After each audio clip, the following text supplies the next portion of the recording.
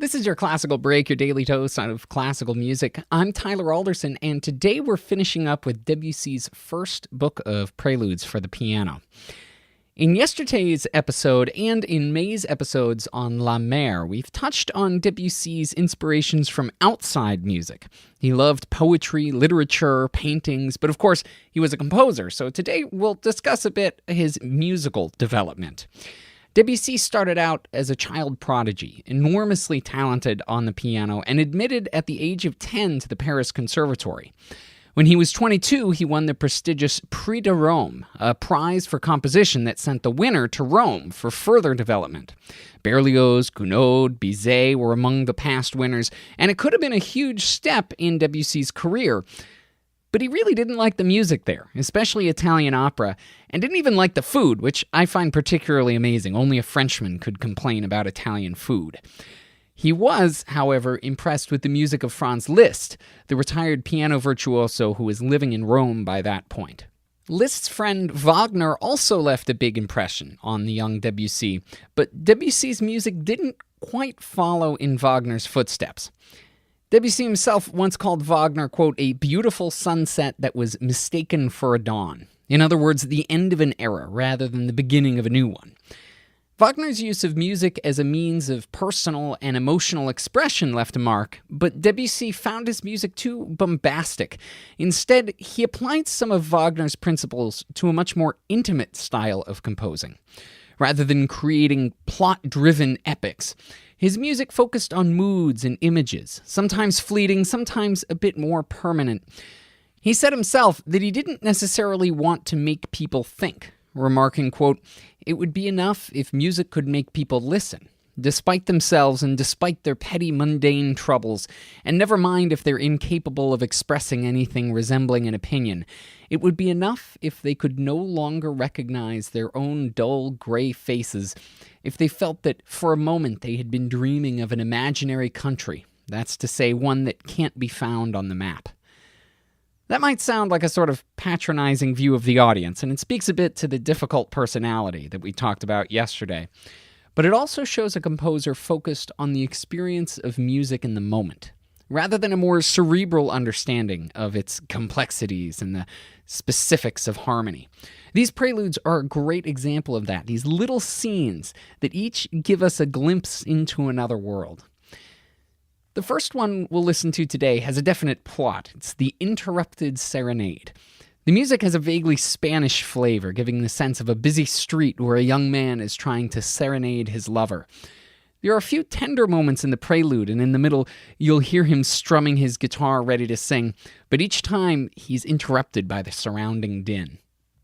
And you know that quote about the imaginary country? Well, here it is. The Sunken Cathedral, the second prelude, is based off a folk tale from Brittany about the lost city of Ys.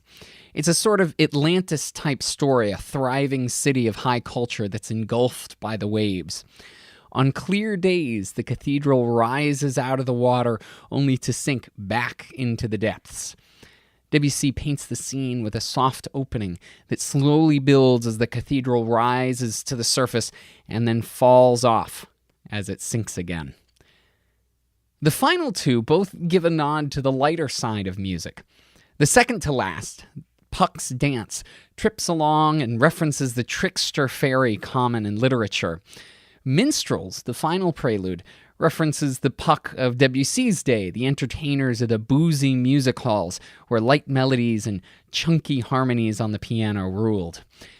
Here's Ivan Illich with the last four preludes of Debussy's first book of Preludes.